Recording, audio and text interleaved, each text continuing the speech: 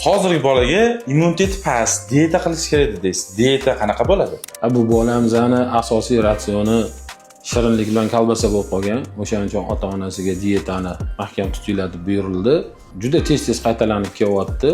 Sog'lom yurishi uchun ko'proq shirinliklardan tiyilish kerak. Har xil kimyo, fast food oziq-ovqatlardan tiyilish kerak. Asosiy ratsioni oqsillarga boy, sabzavotlarga boy, vitaminlarga boy oziq-ovqatlardan iste'mol qilmasa, immunitet sistemasi juda ham tushib ketgan. Davolashda ko'proq dietolog bilan birga davolamasak bo'lmayapti. Immunitet sistemasi bilan shug'ullanish kerak.